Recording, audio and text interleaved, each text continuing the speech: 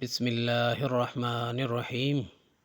ایک رات سلطان محمود غزنوی رات کے وقت معمول کے مطابق گشت کر رہے تھے کہ ایک تندور کے پاس کسی شخص کو سویا ہوا دیکھا تو اسے اٹھا کر پوچھا کہ وہ کون ہے۔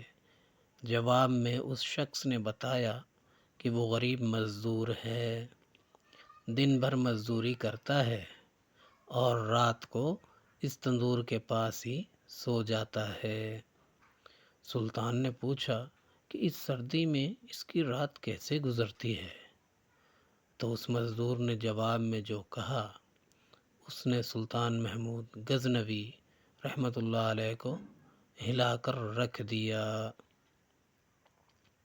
مزدور نے کہا کہ جناب، نصف رات آپ کے انداز میں گزرتی ہے اور بقیہ نصف رات آپ سے زیادہ اچھے انداز میں گزارتا ہوں۔